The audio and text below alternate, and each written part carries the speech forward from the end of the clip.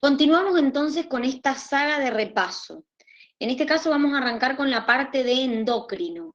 Repito lo que dije recién, vamos a repasar algunas glándulas, claramente no podemos repasar todas las glándulas que hay, no porque no sean importantes, sino por una cuestión de tiempo, y nos hemos basado en lo que ustedes han escrito en las encuestas, esas que le mandamos, donde le pedíamos que especificaran, no sé, endocrino, qué querían de endocrino. Entonces, los que más escribieron que querían de endocrino fueron estas tres glándulas en particular.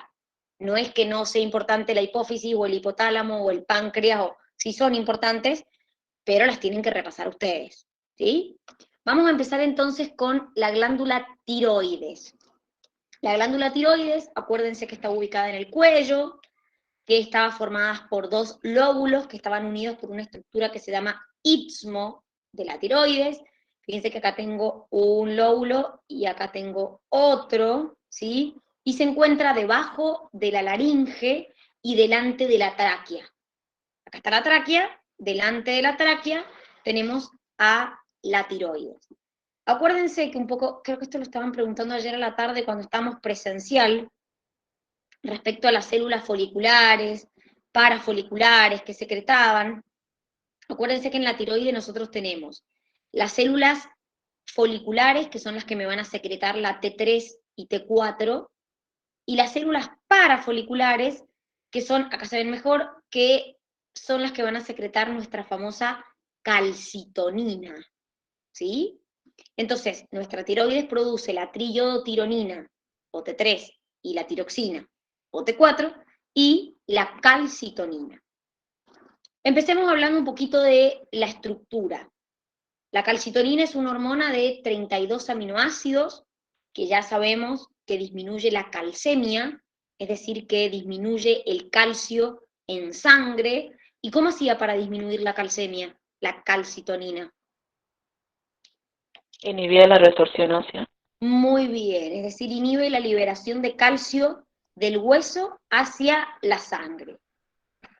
Y la tetraiodotironina o triiodotironina, ¿qué tipo de estructura tenían? Química me refiero yo. Peptídica. ¿Qué ¿No era dicen los demás? glucoproteína? No sé, yo estoy escuchando lo que están diciendo ustedes. Es una Peptídica. derivada de aminoácido. Es una Dani, derivada de perdón. aminoácido. ¿Está? Acuérdense que enzima es una excepción. ¿Por qué era una excepción? Porque ingresaba a la célula, o sea, es un aminoácido modificado, un derivado de aminoácido Por modificado. el yodo. Es decir, ¿por qué era? A ver, Juani, está bien lo que estás diciendo. Porque el yodo no hacía que fuera apolar o algo así. Es decir, por dos cosas. Si bien es una derivada de aminoácido y los aminoácidos, los derivados de aminoácido, no pueden entrar a la célula, es decir, sus receptores están en la membrana y no dentro de la célula, la T3 y T4 eran excepciones. ¿Por qué? Porque es una molécula pequeña y porque por la disposición que tiene el yodo en la molécula, hace que sea una partícula sin carga. Entonces, sin carga y pequeña, puede atravesar la membrana. Quiere decir que los receptores de la T3-T4 van a estar dentro de mi célula, van a ser intracelulares por más que no sea una hormona esteroidea. Cami, ¿querés preguntar algo que levantaste la mano?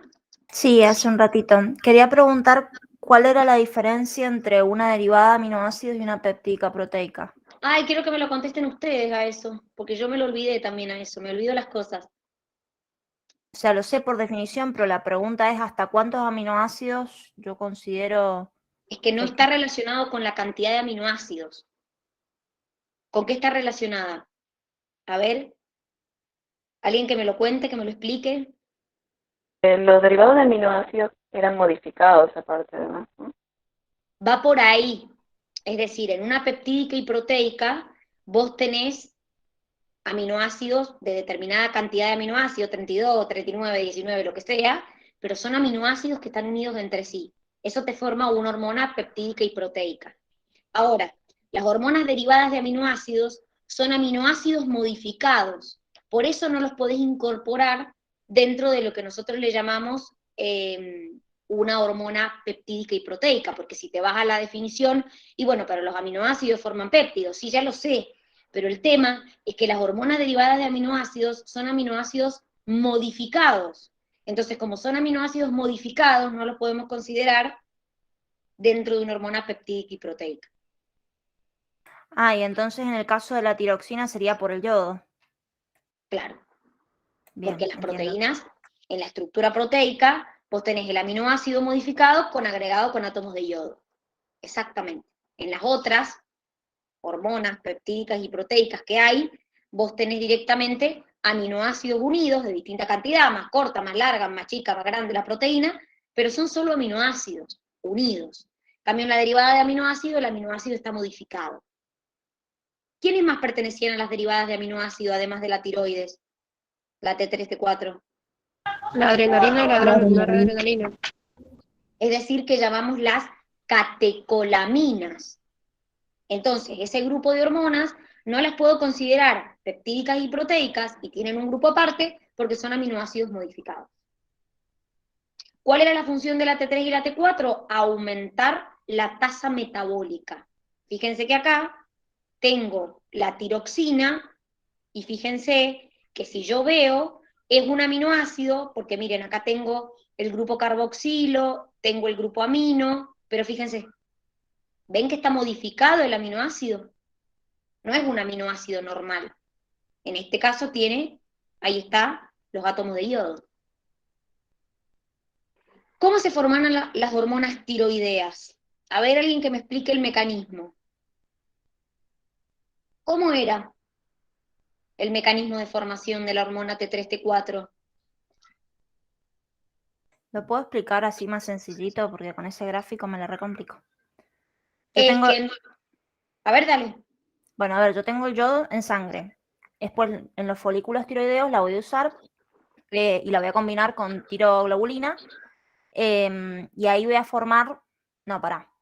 Había una hormona que era la liberadora, que era la TRH, que estimulaba a la TSH para que yo ahí liberara en la tiroides la T3. Ahí está. Claro, pero no he explicado esta parte. Solamente he explicado que el yodo llega al folículo tiroideo y se une con la tiroglobulina y nada más. O sea, justamente la parte más importante es esta. Ya sabemos que el hipotálamo libera TRH, que hace que la adenohipófisis libere TSH, que estimula que la tiroides libere T3. Eso está bien, pero eso es cómo se libera. Lo que yo estoy preguntando es cómo se forma esta T3, T4. ¿Cómo es el proceso de formación de la T3, T4? Eso es lo que yo estaba preguntando. ¿Alguno se acuerda cómo era el proceso?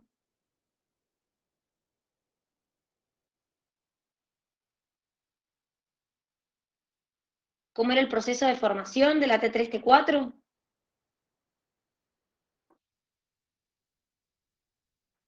Bueno, chicos, lo que ocurre es lo siguiente. Cuando el yodo se une con la tiroglobulina, que es lo que les está diciendo ahí, hay una oxidación enzimática. Entonces, el yodo se une al aminoácido de la tirosina, o sea, vuelvo a decir, el yodo se une al aminoácido tirosina de la tiroglobulina para empezar a formar la hormona. Es decir, de la tiroglobulina no se une a cualquier parte el yodo. El yodo se une a un aminoácido en particular, que es la tirosina. Entonces, cuando la tirosina, que es un aminoácido de la tiroglobulina, se une con 4 yodos, me da la tiroxina o tetrayodotironina.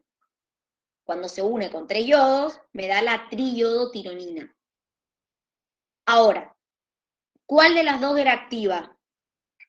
La T3. ¿Y cómo hago para convertir la T4 en T3? Le saco un átomo de yodo. Bueno, y entonces yo les hago una pregunta. ¿Por qué la T3 es la activa? Me imagino que por una cuestión de electronegatividad de la forma de la molécula. Chicos, ¿por qué es la T3 la activa y no la T4? Porque es la que atraviesa la membrana.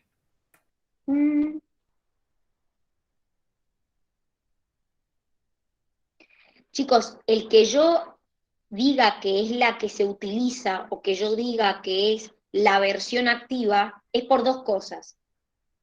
Primero, porque la mayor parte de T4 se convierte en T3 por una desiodación.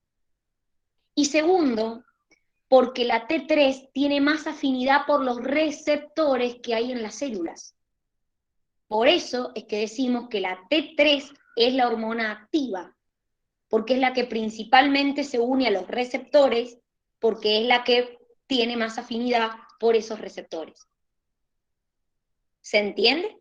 El por qué decimos que la T3 es la activa y no la T4. Pero ¿por qué tiene más afinidad la T3? Porque justamente está relacionada con la estructura química, que tiene 3 yodos y no 4, y aparte porque en general las sustancias, todas, no solamente una hormona, pueden tener más o menos afinidad por un receptor que otro. Porque de hecho, acordate que siempre cuando vos unís una sustancia con un receptor hay una especificidad. No es que si yo tengo un receptor, por ejemplo, de hormona tiroidea, puede venir, no sé, la antidiurética y unirse. Porque estamos hablando de...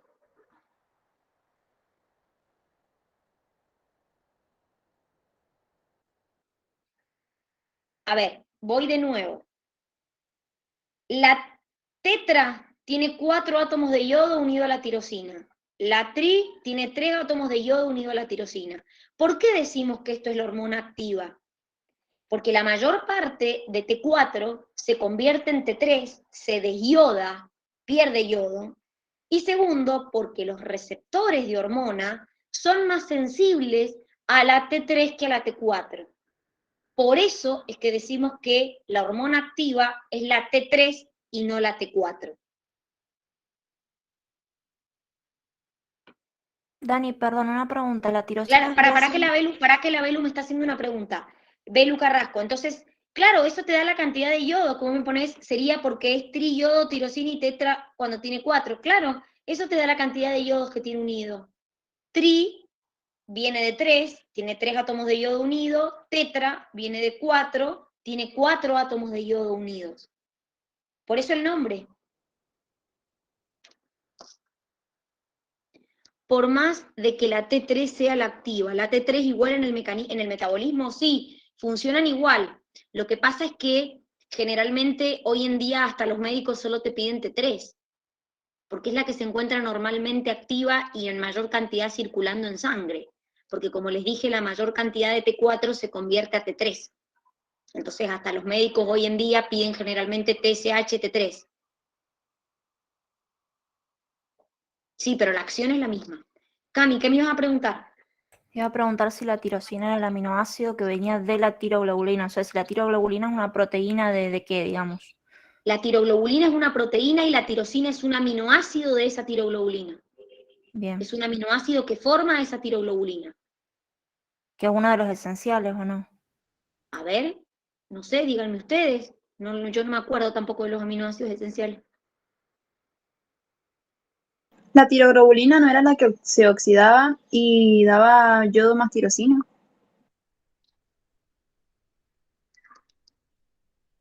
Para mí que la tirosina no es un aminoácido esencial, la tripsina es un aminoácido esencial. Exactamente. Es decir, acuérdense que, repito, la tirosina es un aminoácido que es un precursor. De hecho, chicos, hay otras, bueno, es que no me voy a meter en esto, pero la tirosina la encuentro el aminoácido tirosina, la encuentro en otros lugares, no solamente formando parte de la tiroides, ¿sí? La tirosina es un aminoácido, no es un aminoácido, es un aminoácido no esencial. Es decir, es de lo que yo puedo sintetizar. Por eso, chicos, cuando nosotros hablamos de que yo necesito para formar hormonas tiroideas, en ningún momento digo que necesito tirosina, porque la tirosina la puedo sintetizar yo porque es no esencial. O sea, que lo que necesito es esto para formarlo.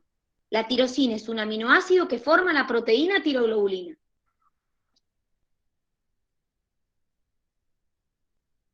¿Se entendió? Sí. Bien, perfecto. Miren, acá está un poquito la regulación que estábamos hablando recién. Esto me imagino que se acuerdan. El hipotálamo libera TRH, que estimula que la adenohipófisis libere TSH, que hace que nuestra tiroides libere T3 y T4. Acuérdense que esto es una retroalimentación negativa. Esto no tiene mucha dificultad, de hecho generalmente esto se lo acuerdan. Glándulas paratiroides estaban dentro o por detrás de la glándula tiroides, eran 4, y producían una hormona que, ¿cómo se llamaba? Paratormona, un polipéptido que tenía 84 aminoácidos. En este caso me regulaba no solamente el calcio, como la calcitonina, sino también que me regulaba el fósforo. Entonces, hacía el efecto contrario que la calcitonina, aumentaba la calcemia, es decir, que me aumenta la cantidad de calcio en sangre, pero me disminuye la fosfatemia, o sea, aumenta la cantidad de calcio en sangre y disminuye el fosfato en sangre, porque aumenta la excreción de fosfato por orina. Entonces, me aumenta la fosfaturia. Acuérdense, todo lo que termine en uria es en orina, todo lo que termine en hemia es en sangre. ¿Alguien se acuerda por casualidad qué mecanismos tenía la paratormona para aumentar la calcemia? ¿Mediante qué procesos lo hacía? ¿El aumento?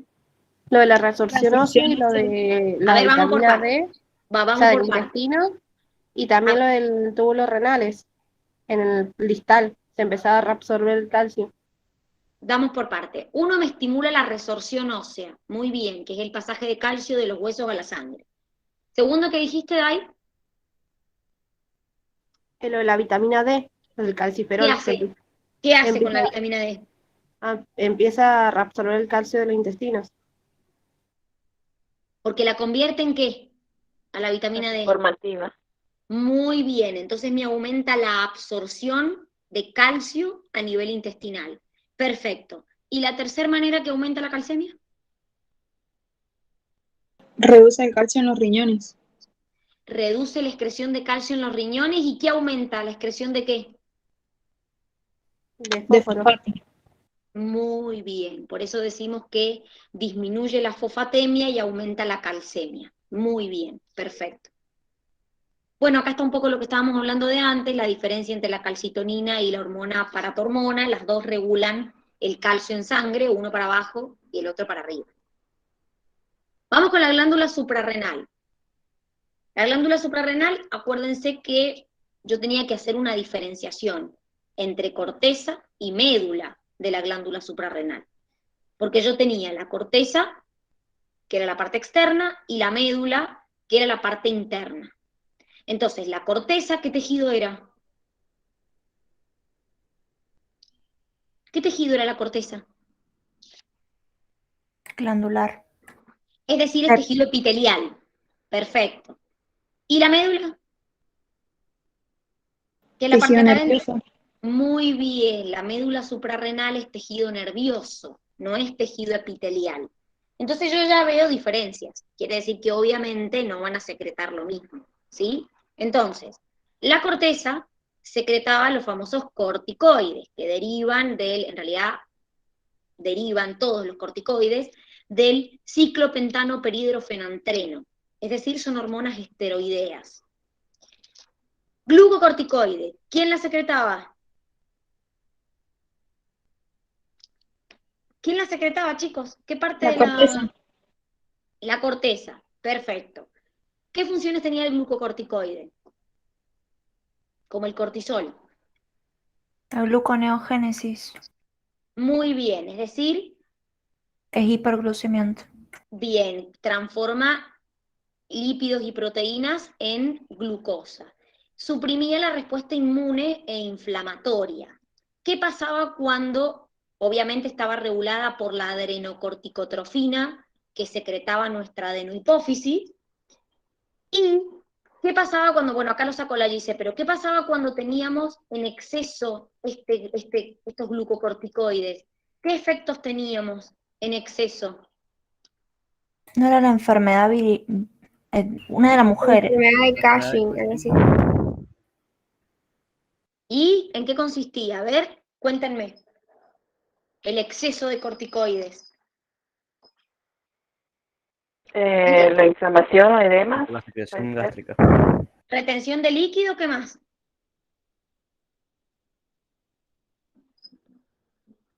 ¿Qué más? Vamos. Aumenta la secreción gástrica. Muy bien, aumenta Era la secreción de producida ácido por último. clorhídrico. ¿Qué más? ¿Qué otro efecto me produce tener Producía exceso de nerviosismo. ansiedad, nerviosismo? ¿Qué más? Si tengo La retención de líquido o osteoporosis. edema, ¿qué pasa? Cuando tengo retención de líquido o edema. Aumenta la presión. Muy bien, aumenta la presión arterial. Entonces, me suprimía la respuesta inmunoinflamatoria, me aumentaba la presión arterial porque retengo líquido, aumenta la secreción de ácido clorhídrico y disminuía un proceso, el exceso de corticoides, de cortisol. La osificación. Muy bien, disminuía la formación del hueso, perfecto. Y cuando tengo de menos, ¿cómo se llamaba esa enfermedad? Que ahí la pusieron. De De Addison. alto. Muy Enfermedad de bien, Addison. perfecto, perfecto. Bien, muy Dani, bien. la osteoporosis, creo que era. Era. No, ¿Qué era? ¿La osteoporosis o la osificación? la osteoporosis. La osteoporosis te lo dice el nombre, es cuando el hueso se vuelve poroso por un déficit de calcio o de fósforo, generalmente de calcio. Entonces, al volverse poroso, tiene más probabilidad de una fractura. Esto se producía por el hiperparatiroidismo, ¿no? Claro, exactamente. Gracias. Porque tenés mucho calcio en la sangre y poco en el hueso. Sí. Les iba a decir algo más y me olvidé. Ah, me falta un efecto más del exceso de cortisol. ¿No era la gastritis? Ya me lo dijeron, me aumenta la producción de ácido clorhídrico. Impide que la Con el glucosa llegue a las estrés. células. Acuérdense que el cortisol lo que hace es, el cortisol uno lo libera en situaciones de estrés constante. Eso es verdad, está bien lo que están diciendo. Acuérdense que el exceso de cortisol, obviamente como el cortisol me produce gluconeogénesis, también muy bien, Belu, lo de la carita de luna llena, porque se almacena la grasa en la parte de la jiba. Entonces, por eso es el famoso cara de luna llena. Ese es otro síntoma. Acuérdense que también el cortisol, como me estimula lo que es la gluconeogénesis, va a incrementar mi glucemia en sangre. Entonces también voy a tener mayor glucemia en sangre. Mineralocorticoide, ¿quién lo secretaba? Ya dijimos la aldosterona. La corteza La suprarrenal. corteza suprarrenal. Muy bien, en este caso, ¿qué estimulaba? ¿Reabsorción de qué y excreción de qué? Reabsorción de sodio y excreción de potasio. Muy bien, perfecto. Acuérdense que el mineralocorticoide no está regulado por la ACTH. No depende lo de la ACTH, depende de la concentración de agua, de iones y de qué sistema para liberarse. El sistema angiotensina. Aldosterona. Muy bien, es decir, depende de la angiotensina 2, porque la angiotensina 2 me estimula la liberación de aldosterona. Acá está el famoso sistema renina-angiotensina-aldosterona, creo que se lo deben acordar, se los hemos explicado 55.300 veces.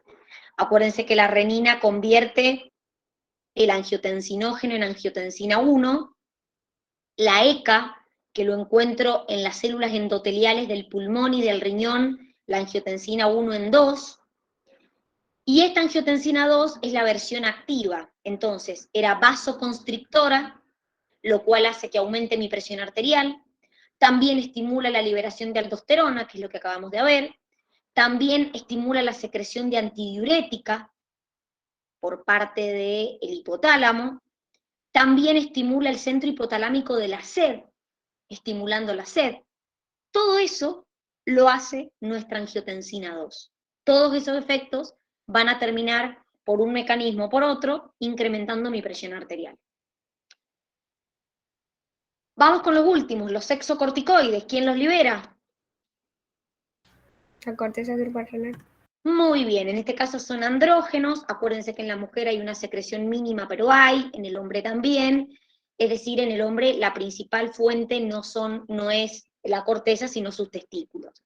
Y esta sí, junto con el con el glucocorticoide, perdón, están reguladas por la adrenocorticotrofina en una retroalimentación negativa, a diferencia de lo que pasa con el mineralocorticoide. Vamos con la parte interna. Médula suprarrenal. ¿Qué tejido era? Nervioso. Tejido nervioso, produzco. ¿Qué hormonas producía? La La adrenalina. adrenalina. ¿Y qué más? Y noradrenalina. Muy bien, perfecto. Entonces, efectos de la adrenalina y noradrenalina. Bueno, acuérdense que esta se va a activar cuando se active el sistema nervioso simpático, es decir, la regulación de esta hormona no era por la ACTH, era por una estimulación nerviosa, es decir, por la estimulación del sistema nervioso simpático. Entonces, cuando yo estimulo el sistema nervioso simpático, todo lo que sea salir corriendo es los mismos efectos que va a producir la adrenalina. Aumentar frecuencia cardíaca, presión arterial, frecuencia respiratoria, broncodilatación, disminuir el peristaltismo, vasoconstricción periférica, todo lo que es la dilatación de la pupila, me estimula la glucogenólisis, acuérdense que acá tenemos otra hiperglucemiante, además del cortisol, ¿sí? Y como les dije, esto estaba estimulado porque como la médula es un ganglio modificado, está estimulado por el sistema nervioso, esta es la imagen que quería llegar, y no por una secreción hormonal. Acuérdense que nosotros les dijimos que la médula está inervada por fibra preganglionar, no tiene fibra posganglionar. ¿Por qué? Porque la célula posganglionar se modifica y se transforma en células cromafines. Entonces, si yo les pregunto, chicos, ¿cómo está inervada la médula? Ustedes me tienen que decir por una fibra preganglionar simpática. No tiene fibra posganglionar porque la médula es un ganglio modificado. Esta es la imagen que para mí se ve bastante bien. Cami, decime. ¿Podés repetir lo de las células cromafines, por favor? Las células cromafines es las células posganglionares, que acá no están, se transforman en células cromafines. Por eso decimos que no tiene células o fibras posganglionares. Ah, bien, gracias. Se diferencia en células cromafines. Bien, ¿alguna duda que me quieran preguntar de endocrino? Algo, porque endocrino fue uno de los temas más pedidos. Todo era endocrino. Era uno de los más votados. ¿Alguna duda que me quieran preguntar de endocrino antes de pasar? No, yo no, gracias. ¿Los demás? ¿Alguien que me quiera preguntar algo antes de pasar a metabolismo? Bien, bueno. Arrancamos entonces con metabolismo. En esta parte vamos a hacer lo siguiente. Vamos a ver toda la parte de oxidación poco, es decir, vamos a ver simplemente como la ecuación general y nos vamos a meter más en la fotosíntesis, que por ahí es lo que más les cuesta a ustedes, la fotosíntesis. Acuérdense que, si ustedes se fijan, nosotros hablamos de dos procesos. Hablamos de, primero, un proceso que se llama glucólisis, que es donde yo formo el ácido pirúvico, y posteriormente el proceso de la respiración celular, donde oxidaba el ácido pirúvico, ciclo de Krebs y finalmente cadena de transporte de electrones. Entonces, esto que tienen acá es un repaso de la glucólisis. Acuérdense que la glucólisis, lamentablemente, se la tienen que saber de memoria, chicos. Es decir, lamentablemente acá no hay mucha explicación, obviamente la vamos a ver, pero acuérdense que acá esto se lo tienen que aprender de memoria, porque si bien no se lo han preguntado, se lo pueden preguntar. Es decir, les suelen preguntar las enzimas, el compuesto que se forma, cómo se forma, suelen preguntárselo. Entonces, sobre todo la glucólisis, como los pasos intermedios. Entonces acuérdense que la glucólisis tenía dos etapas. Una primera etapa que terminaba con la formación de 2 moléculas de 3 carbonos. Bueno, está bien, me parece. Si sirve, vale. Si sirve, vale. Entonces, fíjense, ¿cómo es este proceso de la glucólisis? Tengo un perro ladrando atrás a full. Bueno, fíjense, ¿cómo es el proceso de la glucólisis? El proceso de la glucólisis consistía en 2 etapas. En una primera etapa donde ¿qué pasaba con la energía? ¿La qué? Se consume. Muy bien, es decir, donde yo gastaba energía, y una segunda etapa donde yo generaba esa energía. A su vez, en esta primera etapa, yo terminaba formando 2 moléculas de un compuesto de 3 carbonos cada uno, ¿sí? Entonces vamos a analizar un poquito la primera etapa, y después vamos a analizar la segunda etapa, ¿sí? La primera etapa empezaba yo con la glucosa. ¿Qué le pasaba a esta glucosa para transformarse en glucosa 6-fosfato? La fosforilaba. Y encima exosinosa le agrega un fosfato. Muy bien, es decir, había un proceso de fosforilación. Sigo teniendo 6 carbonos, pero en este caso hay una fosforilación, fíjense, acá tengo el fósforo. Acá hubo, claramente, para poder fosforilar esto, tuve que gastar ATP. El fósforo no se creó por generación espontánea, es decir, de algún lado salió. Ese fósforo sale de la molécula de ATP, por eso digo que acá consumo un ATP. Una vez que tengo la glucosa 6-fosfato, se transforma en fructuosa 6-fosfato.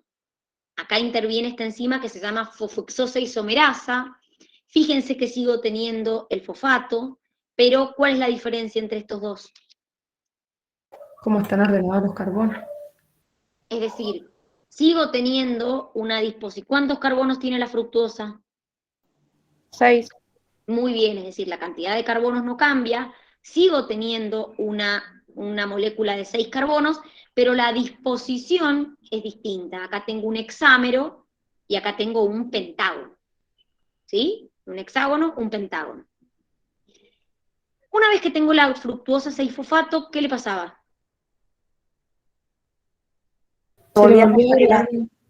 Se volvía a fosforilar.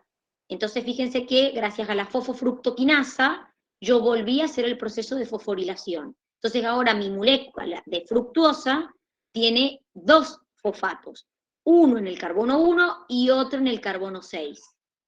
1, 2, 3, 6. ¿Sí? Entonces, por eso se llama difosfato, porque tengo 2 fosfatos, uno en el 1 y uno en el 6. ¿Alguien se acuerda qué particularidad tiene esta enzima? Sí, que puede, si hay mucho ATP, puede inhibirse. Es un inhibidor alostérico. Muy bien, el ATP es un inhibidor alostérico de esta enzima que ustedes tienen acá. Entonces, cuando tengo mucha concentración de ATP, esta enzima se inhibe. Entonces, la cadena se corta, el proceso se corta acá. Una vez que tenía esta fructuosa 1,6 bifosfato, ¿qué pasaba? Se dividía en 2. ¿Y qué pasaba? Formaba la dihidroxiacetona fosfato y el gliceraldehído 3-fosfato. Es decir, que formaba 2 moléculas, pero había una de 3 carbonos cada una, las cuales cada una se queda con una molécula de fosfato. Pero hay una particularidad, porque ¿qué pasaba? Yo formaba una dihidroxiacetona fosfato y un gliceraldehído 3-fosfato, pero ¿qué pasaba en realidad? Que las dos igual eran... ¿Cómo? No escuché, perdón. Ahora el proceso se duplica por 2. Antes de eso, cuando yo entraba en la segunda etapa, ¿entraban los dos así o qué pasaba? No, necesito 2 gliceraldehído 3-fosfato. Y entonces, ¿qué enzima actuaba en eso? La isomerasa. Es decir, esta isomerasa me convertía a esta molécula de dihidroxiacetona fosfato en gliceraldehído 3-fosfato. O sea que en realidad lo que entra a la segunda etapa son 2 moléculas de gliceraldehído 3-fosfato, que es esta etapa que tenemos acá. Por eso todo estaba multiplicado por 2, porque ese gliceraldehído 3-fosfato que tengo acá va a repetir el proceso 2 veces porque son justamente 2 moléculas, ¿sí? Entonces, ¿cómo era el proceso? Tengo el gliceraldehído, 3 carbonos, un fosfato en el carbono, fíjense, 3. ¿Y qué pasaba ahí? ¿Qué ocurría? Vayan fijándose en la molécula que va pasando. Se va a oxidar a 1,3 bifosfato. Muy bien, es decir, acá lo que tengo es una oxidación gracias a esta enzima que se llama triosa fosfato deshidrogenasa. ¿Y qué pasó? Se redujo, ¿no? Muy bien, es decir, no solamente que acá formé 2 moléculas de NAD porque hubo una reducción del NAD, sino que, ¿qué le pasó a esta molécula? Pasó de tener un fósforo en el carbono 3 a tener 2 fósforos, por eso se llama 1,3 bifosfoglicerato. Tiene un fósforo en el carbono 1 y un fósforo en el carbono 3. ¿Y ahí qué le pasa? Obtiene energía. Se genera Se produce energía. ATP. ¿Por qué se produce ATP? Porque ¿qué hay de diferencia entre esta molécula y esta molécula? Que se liberó un fósforo. Muy bien, la fosfoglicerato quinasa o sinasa libera un fósforo, entonces ahora la molécula solamente le quedó un fósforo en el primer carbono, y ese fósforo fue a parar a la molécula de ADP, entonces se formó ATP. Una vez que tengo el 3-fosfoglicerato, aparece otra enzima que se llama fosfogliceromutasa, que cambia de lugar el fósforo, es decir, lo mueve, lo muta, lo trasloca al carbono 2. Entonces se llama 2-fosfoglicerato. Se libera agua, por lo tanto pierdo hidrógeno y pierdo oxígeno, y se convierte gracias a una enolasa, en un fosfoenol piruvato, que sigue teniendo un fosfato acá. Y por último, la piruvato quinasa o piruvato sinasa, se libera este fosfato, ese fosfato es captado por una molécula de ADP, se forma ATP, y se forma el ácido pirúvico. ¿Se entiende? Dani, Sí, escucho. tengo una duda. ¿Todas las enzimas que terminan en quinasa producen ATP?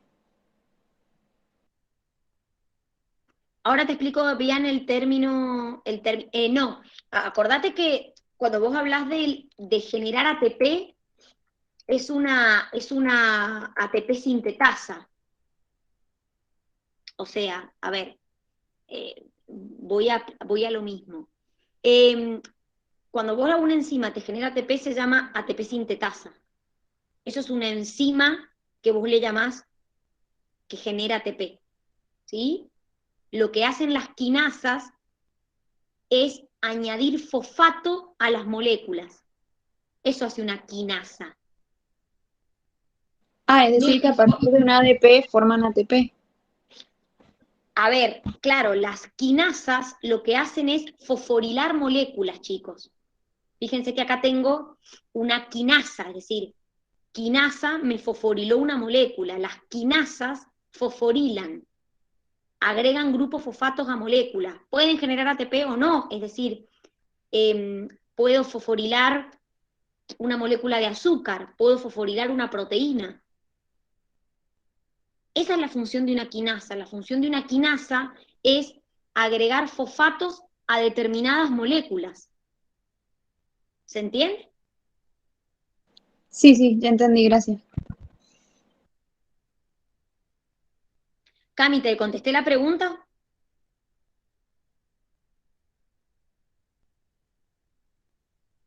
¿Yo? Sí, que me preguntaste, vos me preguntaste, ¿las quinasas fosforilan o desfosforilan? No, no era una pregunta, era una afirmación. Perdón. Bueno, chicas, bien, vos me preguntaste que no entendiste el paso 5, este paso que ocurrió acá. Lo que ocurrió acá es que vos fijate que pasaste de tener el gliceraldehído 3-fosfato a tener el 1,3 bifosfoglicerato. Lo que pasó acá es que esta molécula se oxidó, entonces esta molécula se redujo, por eso generaste NAD. Entonces, en ese proceso de reducción que vos tenés, en este proceso de oxidación, perdón, que vos tenés, además lo que ocurrió es más, vos fíjate una cosa, no solamente le agregaste en el proceso o sea, sufrió una oxidación, sino que también se agregó un fosfato. Entonces, ahí claramente se ve lo que es un proceso de oxidación y un proceso de reducción. Acordate que está multiplicado por 2 porque son 2 moléculas las que hacen la segunda etapa. Es decir, hay 2 moléculas, porque hay 2 moléculas de gliceraldehído fosfato que inician esa segunda etapa. A eso es lo que, por eso está multiplicado todo por 2 en la segunda etapa. ¿Sí? ¿Alguna duda de esto? Entonces, para que quede claro, en el paso 5, que es lo que me estás diciendo, hay una oxidación de una molécula por acción de una enzima y hay una reducción del NAD. ¿Está? Dan, Entonces, entonces siempre que diga, no, por ejemplo, que dice deshidrogenasa, es porque hay una... ay, se me fue la deshidrogenasa palabra. significa que le saca hidrógeno. Claro, ajá, sí, gracias. Exactamente, sí. Bien, entonces, Dani, una pregunta, ¿y el agua? para que me están preguntando, aguantamos un minuto, Cami. ¿Solo la ganancia de la glucólisis se obtienen 2 ATP, 2 NAD y 2 ácido pirúvico? Depende si te digo ganancia neta o no, Belu.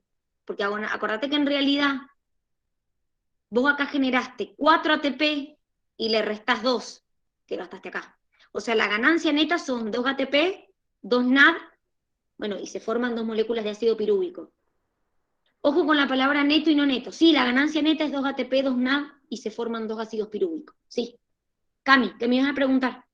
Lo del agua, ¿qué función vendría a cumplir ahí? No, en realidad no es que cumple una función, se liberan moléculas de agua porque si vos te fijas acá hay una transformación de la molécula. O sea, en la reacción química vos a veces liberás en esa parte, en esa etapa, vos liberás una molécula de agua. ¿Se entiende? Es decir, la enolasa te saca una molécula de agua del compuesto ese que tenés de 3 carbonos. Entonces, hay más allá de que te saca una molécula de agua, hay como un reordenamiento de la molécula. Entonces, espera que ya te señalo para que entiendas. Entonces, acá, la enolasa te saca una molécula de agua, o sea que perdés hidrógenos y perdés oxígenos, y de hecho si vos comparás esta molécula con esta molécula, vos has perdido oxígeno y has perdido hidrógeno, que es justamente este agua que se está eliminando acá. Porque fíjate que la otra parte de la molécula queda igual. O sea, lo que vos has perdido es ese hidrógeno y este oxidrilo.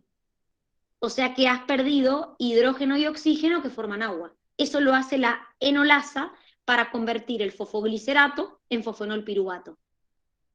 Bien, bien, pensé que tenía alguna función así tipo electrónica, pero no, está bien, gracias. Es porque después del fosfenolpiruvato es el paso previo para formar ácido pirúvico. Bien. ¿Alguien levantó la mano? Nadia, ¿tenés alguna duda?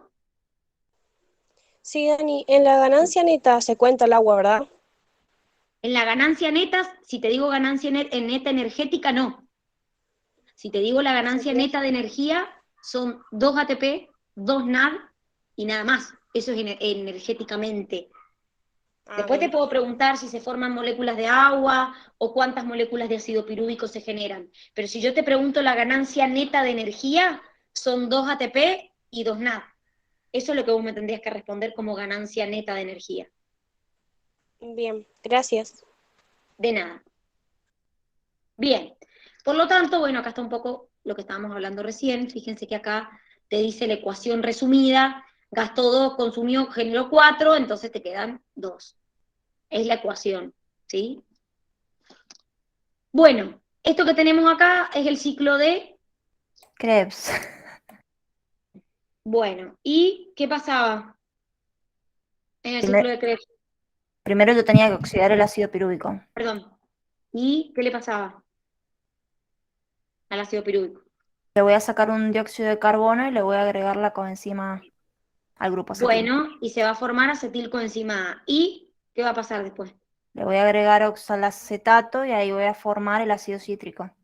Perfecto, bien. Y ahí entro a Krebs. ¿Y qué pasa? Ahí, en el ciclo de Krebs. Acuérdense que acá no les preguntan las enzimas, acá solamente les preguntan los intermediarios que se van formando, porque ¿qué compuesto se regenera?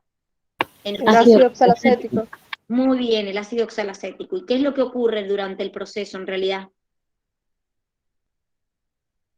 Lo voy descarboxilando, le voy sacando agua, agregando Es agua, decir, depende. en este proceso, de los 6 átomos que tiene el ácido cítrico, de los 6 carbonos que tiene el ácido cítrico, pierde 2 que se oxidan a dióxido de carbono y se regenera el ácido oxalacético. Entonces, estos dióxidos de carbono que ustedes están viendo acá, que se liberaron, acá se liberó uno, acá se liberó otro, son carbonos que o sea, de este compuesto que es el cítrico, sufre la oxidación de estos carbonos y se produce la regeneración del ácido oxalacético. ¿Sí? Acuérdense que en este proceso, como hay compuestos que se van oxidando, entonces hay moléculas que se van reduciendo. Por eso acá obtengo NAD, acá obtengo NAD, acá genero ATP, acá se reduce el FAD, acá otra vez, como esto es un proceso oxidativo, entonces hay moléculas que se tienen que ir reduciendo. Entonces se reduce el NAD y se reduce el FAD. Entonces la ganancia eran, que es lo que estamos viendo acá, un ATP, 3 NAD y un FAD reducido por vuelta. Acuérdense que en el ciclo de Krebs se daban 2 vueltas. O sea que el total serían 2, 6, 2.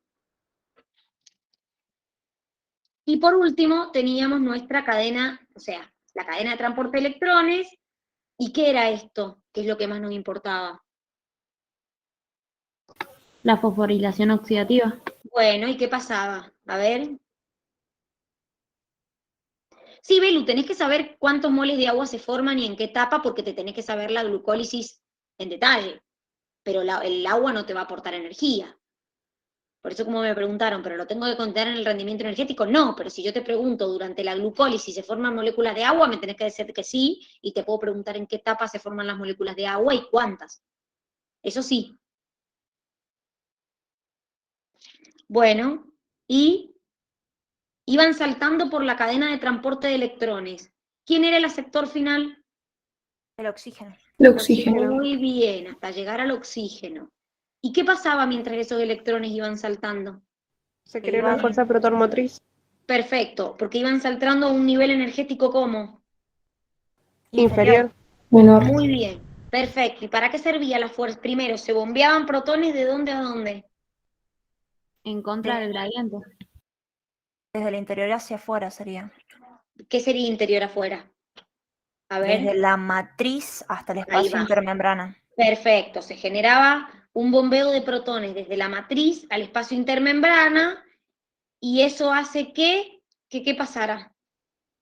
Que la fuerza proton motriz le diera, digamos, ¿Pero fuerza qué se a la generaba, ATP chicos? sintetasa. ¿Qué se generaba?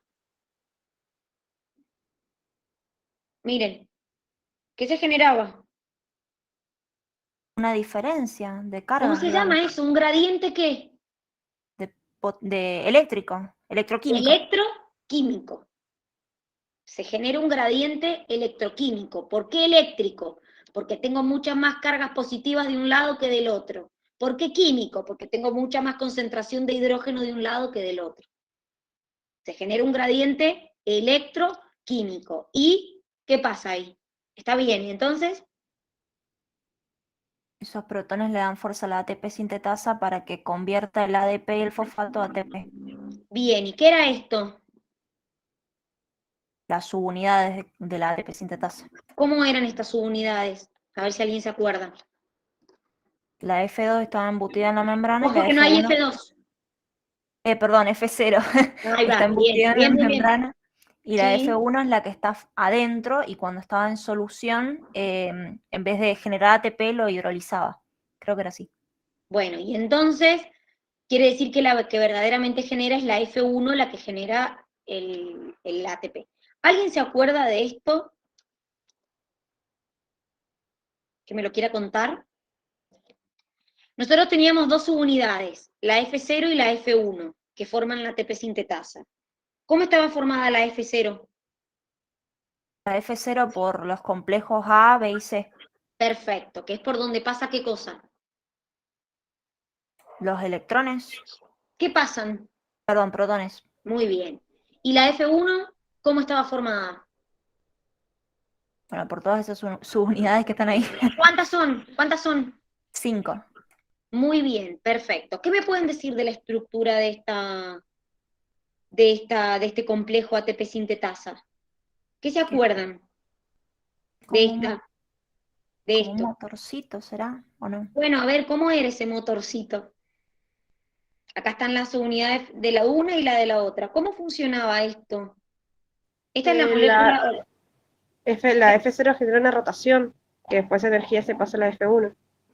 Muy bien, perfecto. Es decir, el paso de los protones a través de la F0 genera una rotación del anillo formado por esa subunidad C que ustedes ven ahí. Entonces esa energía rotacional se transmitía a las subunidades de la F1. Muy bien, perfecto. Muy bien. Esperen que se me trabó todo. A ver. Entonces, esto sería como el rendimiento energético que hemos estado viendo, creo que ya se lo saben de memoria. Del ciclo de Krebs obtengo 24 ATPs, de la oxidación 6 y de la glucólisis 8. En un mol de ATP equivale a 7 kilocalorías y un mol de glucosa serían 686. ¿Sí? Entonces, como yo obtengo 38 ATPs, quiere decir que eso me da un conteo de 266 calorías, quiere decir que tiene un 40% de rendimiento. Eso es más matemática que biología. ¿Sí? Acuérdense que un poco lo que vimos en los talleres, que yo no siempre parto de la glucosa, entonces no siempre formo 38 moles de ATP. Puedo partir desde acá, puedo partir desde acá. Entonces, dependiendo de dónde partes, la cantidad de moles de ATP que voy a obtener. Seguimos, así alcanzamos a ver esto. Bueno, ¿quién me quiere contar esto? Vamos, cuéntenmelo. ¿Cómo era esto? Fotosíntesis, la segunda etapa que vieron de metabolismo. ¿Qué me pueden decir de esto? La etapa lumínica es una etapa que basada en las tilacoides, Bueno, y que va a generar, o sea, que se obtiene energía química a partir de la energía lumínica. bien, ¿y qué se obtenía en esta etapa lumínica, Martí? ATP ¿Qué y molécula? NAD, ATP fosfato y NAD reducido. fosfato reducido, muy bien. Claro, ¿Y qué la se etapa... liberaba? ¿Qué se Ahí se liberaba? libera la estroma. Y se liberaba oxígeno. Oxígeno No gaseoso. siempre, ya vamos a ver, pero generalmente sí. ¿Y la etapa enzimática? En la No estroma. requiere luz. Y bueno, sucede en la estroma. Y no me acuerdo. Es Se decir, la usa la etapa energía de la etapa lumínica para poder sintetizar moléculas orgánicas. Muy bien, perfecto, muy bien, perfecto. Exactamente lo que ustedes están diciendo. Entonces ahora vamos a ir a profundizar. Muy bien, es cuando se fija carbono, muy bien. ¿Alguien se acuerda cómo se llama la enzima que actúa en esta etapa? El rubisco. Rubisco o RVP carboxilasa. Entonces, dentro de la etapa lumínica teníamos lo que llamábamos la cadena de transporte de electrones. ¿Se acuerdan? Teníamos a su vez lo que nosotros llamábamos los fotosistemas, teníamos el fotosistema 2, el fotosistema 1, ahí está, mejor. Acuérdense que esos fotosistemas tenían, el fotosistema 2 tenía la clorofila A, porque tengo distintos tipos de clorofila, A, B, C, tenían un pico de absorción de 680 nanómetros, y el fotosistema 1 de 700 nanómetros. Si yo les pidiera a ustedes que me dijeran qué es un fotosistema, ustedes me tienen que decir que es un centro de reacción fotoquímico más una antena colectora de energía lumínica, donde había clorofila, pero también había otras moléculas o otras moléculas que servían como pigmentos. ¿Qué veíamos acá?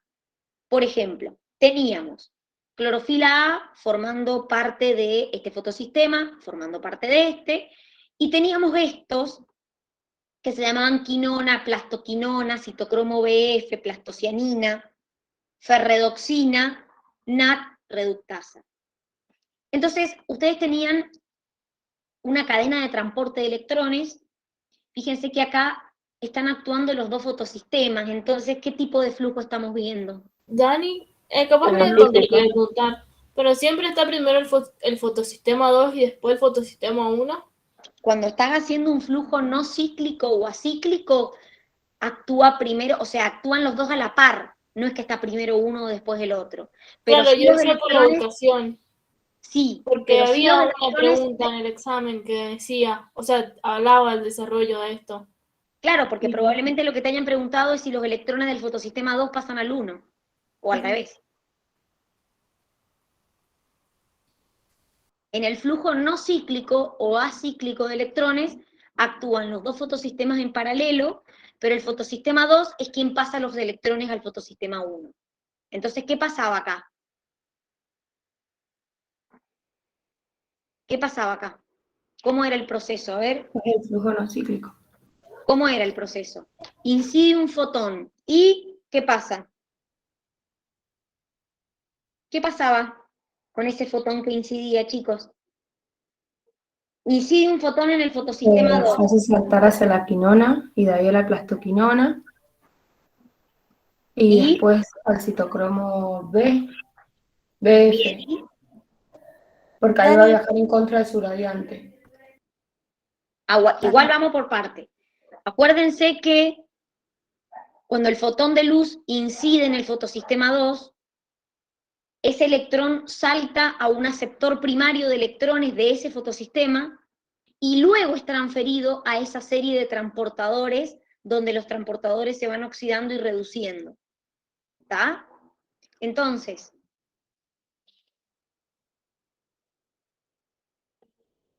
¿qué pasó, Cami?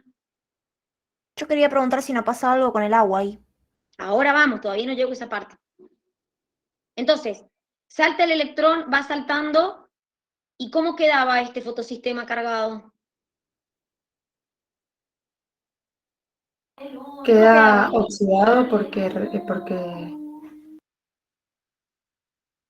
¿Por qué qué? dio un Perdió un electrón. electrón. Entonces, ¿qué es lo que ocurre? El agua, en el flujo no cíclico o acíclico, intervenía la molécula de agua, donde la molécula de agua lo que hacía era fotolizarse y formar protones, oxígeno, que es el que se libera al ambiente, y le devolvía los electrones al fotosistema 1 que había quedado oxidado, entonces vuelve a la normalidad. Por otro lado, esos electrones que habían saltado, ¿a dónde terminaban? ¿En qué lugar? El En el fotosistema 1. fotosistema 1. Perfecto, porque incidía otro fotón acá y esos electrones pasaban ¿a dónde? A la ferrodoxina. A la ferredoxina. ¿Y ese a quién se lo cedía? Miren, ¿a quién se lo cedía? A la NAP reductasa. ¿Que transformaba qué en qué? ¿Qué en qué? NAD-fosfato en NAD-fosfato reducido. Muy bien. Entonces, ya vimos cómo saltan los electrones. ¿Y qué pasaba con los protones? Este era el citocromo B y F. ¿Qué pasaba con el citocromo B y F? ¿Servía para Ahí qué? se forma una fuerza protón motriz. Pero los protones, ¿de dónde a dónde iban en este caso? De donde hay menos concentración a donde hay más concentración. Iban del estroma al lumen. Entonces empezaba a generar una concentración de protones acá, y ahí se generaba la fuerza, está bien lo que están diciendo,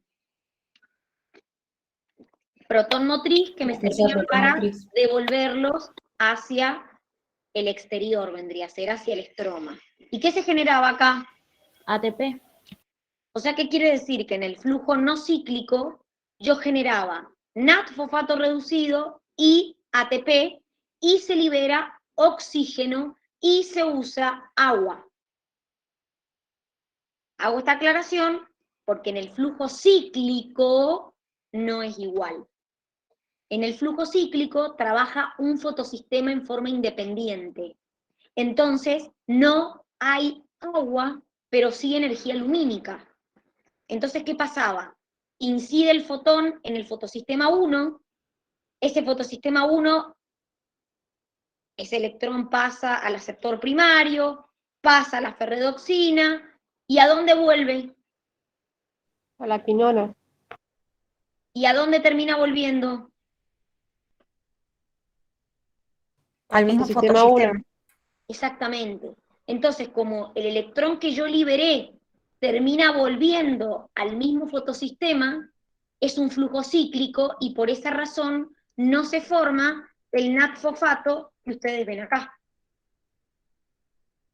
Porque en el flujo no cíclico, perdón, en el flujo cíclico, el electrón, justamente los electrones terminan volviendo al mismo fotosistema que los liberó. Entonces, en el flujo cíclico no hay agua y no se forma NAT-fosfato reducido, pero sí se forma ATP. Sí hay un bombeo de protones, sí se genera el gradiente y sí se forma ATP. Lo que no se genera es NAT-fosfato reducido. Entonces, fíjense que acá les comparamos un poquito lo que pasa de un lado con lo que pasa del otro. Entonces, repito, en el flujo no cíclico hay agua, se libera oxígeno y se forma NAT-fosfato reducido y ATP. En el cíclico no hay agua, por lo tanto no se libera oxígeno, no se genera NAT-fosfato reducido porque los electrones vuelven al mismo fotosistema, pero sí se genera ATP. En este caso actúan los dos fotosistemas en paralelo y acá actúa el fotosistema en forma independiente. No actúan los dos fotosistemas a la par. Dani, te hago una pregunta. ¿Te acordás que en un examen o en un práctico había una pregunta que decía que había un oxígeno, o no me acuerdo cuál era la molécula que era radioactiva, y te ¿Sí? preguntaba dónde lo ibas a encontrar después de un rato? No, te decían que lo que hacían era marcaban el oxígeno del agua radioactivamente, que dónde lo ibas a encontrar. Esa era la pregunta. Y si marcaste el oxígeno del agua radioactivamente, ¿a dónde lo vas a encontrar? En el oxígeno. ¿En el oxígeno que se va a dónde? ¿A dónde va Fuera, este digamos, al oxígeno? estroma. El que sale por los Al estomas. aire, chicos, es lo que se libera. Por eso decimos que las plantas purifican el aire, porque esto pasa al aire. Este oxígeno se libera. Por eso cuando nos enseñaban en la primarita nos decían que en la fotosíntesis incorporábamos dióxido y liberábamos oxígeno. Igual esa pregunta estaba relacionada con la cadena de electrones de la respiración. O sea, de que decía en el sector final era el oxígeno, entonces ¿a dónde iba a pertenecer eso? No, te Era estás algo- confundiendo. Te preguntaba que si vos marcabas radioactivamente la molécula de agua, ¿a dónde iba a estar? Y era en el oxígeno del aire. Había otra que sí te preguntaba relacionado con cuál era el aceptor final en la cadena respiratoria. Pero la que la Cami pregunta de que se marcaba radioactivamente era relacionado con esto. Bien, vamos a la etapa enzimática, si alcanzamos a terminar. Etapa enzimática, vía de los 3 carbonos, ciclo de Kelvin. ¿Quién actuaba, me dijeron? RVP carboxilasa o rubisco. Acuérdense que es la proteína más abundante del mundo, que tiene una particularidad. Fijaba el dióxido de carbono a la ribulosa bifosfato, que es un compuesto que tenía 5 carbonos y 2 fosfatos. ¿Cuál es el problema con esta rubisco? ¿Qué problema tenía? Que tiene más afinidad por el oxígeno, entonces produce fotorrespiración. Entonces, cuando actuaba como carboxilasa, era cuando las concentraciones de dióxido de carbono eran altas. Pero cuando las concentraciones de dióxido de carbono eran bajas, actuaba como oxigenasa y se unía al oxígeno y hacía el proceso de fotorrespiración. Esto que tienen acá es el ciclo de Kelvin. Acuérdense que en el ciclo de Kelvin no es que yo doy una vuelta y ya formo el compuesto. Yo necesitaba 6 moléculas de dióxido de carbono, porque acuérdense que la ribulosa bifosfato tiene 5 carbonos y 2 fosfatos. Cuando se forma un carbono, cuando se une un carbono más, se forma un compuesto de 6 y yo termino formando compuestos de 3, que tienen un fosfato cada uno. Entonces, el ciclo completo era, yo necesito 6 moléculas de dióxido de carbono que se unan con 6 ribulosas bifosfatos y me daban 12 moléculas de 3 carbonos cada uno que se llama fosfoglicerato, que cada molécula tiene un fosfato cada una. ¿Qué pasaba acá? Se consumía la energía que yo usé, o que mejor dicho, yo generé en la etapa lumínica. ¿Y qué ocurría? como justamente se consume, esta molécula que tenía 3 carbonos y un fosfato, se fosforila otra vez. Entonces se transforma en difosfoglicerato. Sigue teniendo 3 carbonos, pero 2 fosfatos. ¿Qué pasaba acá? Se consumía el NAD-fosfato reducido que yo había generado también en la etapa alumínica. ¿Qué pasaba acá? ¿Qué le pasa a este compuesto? ¿Se oxida o se reduce? Se está oxidando. Entonces, el difosfoglicerato se reduce a gliceraldehído fosfato. De estas 12 moléculas de gliceraldehído fosfato, 10 se usaban para regenerar a la ribulosa. Y las 2 restantes, que tienen 3 carbonos cada una, me forman el gliceraldehído fosfato, que es lo que yo uso después para la planta, no yo, para formar glúcidos, ácidos grasos o aminoácidos. Este es el balance general.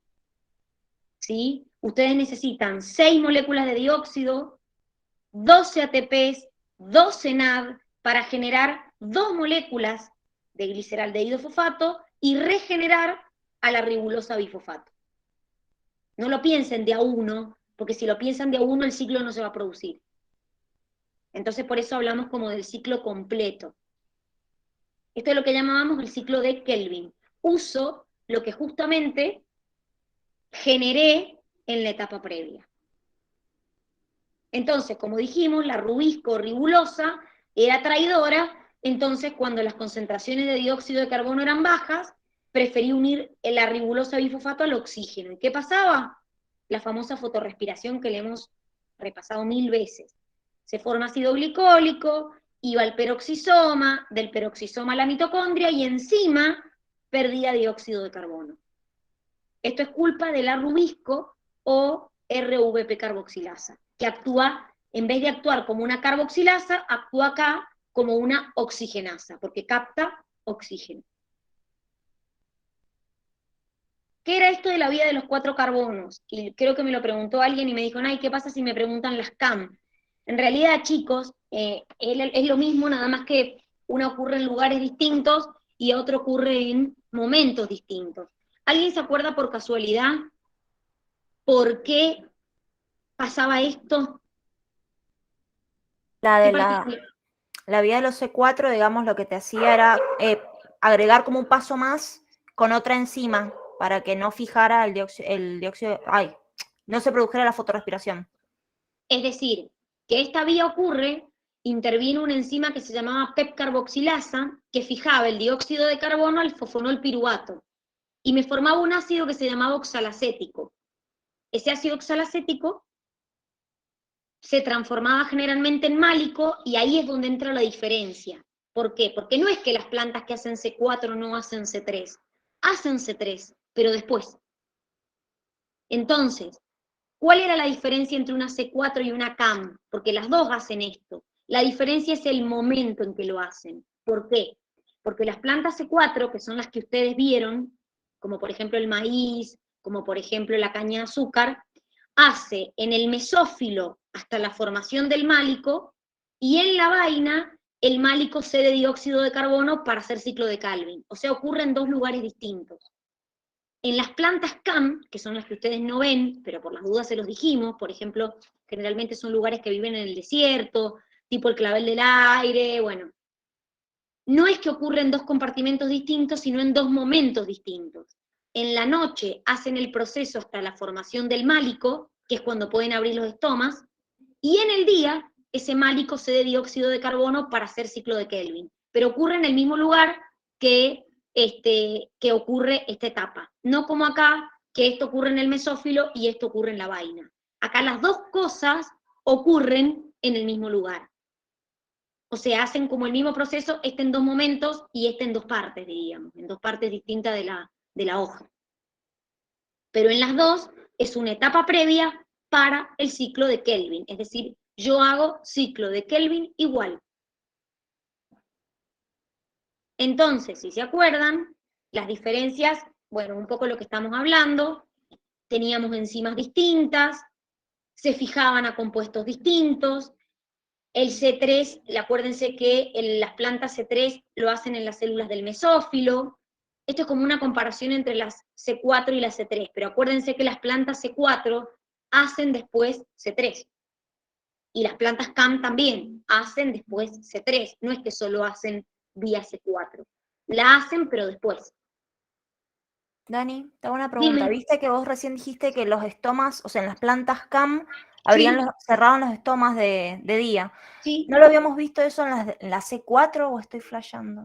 No, acá lo que mostrábamos nosotros era que esta lo hacen en 2 momentos del día y esto lo hacen en 2 etapas del día. Generalmente, estas abren el estoma, incorporan el proceso y lo hacen en 2 partes distintas, y estos son los que lo abrían de noche y lo cerraban de día, porque generalmente viven en lugares desérticos. Entonces hay bien. mucha temperatura. Entonces lo abren de noche, incorporan el dióxido, porque si no se mueren deshidratadas, y de día hacen la otra parte que faltaba. ¿Ves que acá te muestra que los estomas están cerrados? Sí, sí. ¿Ha quedado alguna duda que me quieran preguntar? No, yo no. Entonces primero hacen C4 y después C3. Exactamente. Bien, gracias. Algunas hacen solo C3, que son todas las que llamamos las plantas C3, pero tanto la planta CAM como la planta C4 hace primero este mini proceso y después hace ciclo de Kelvin. Bueno, muchachos, entonces, mañana en la mañana tenemos la última saga. Ahora les voy a mandar los temitas que vamos a ver mañana a la mañana. Recuerden que la Gis está presencial a la mañana y yo estoy con las sagas en forma virtual. Así que los veo mañana, que tengan una hermosa tarde. Chau, chau. Hasta mañana. Dani, Nos gracias por la vemos. paciencia. Chau, chau. Nos vemos.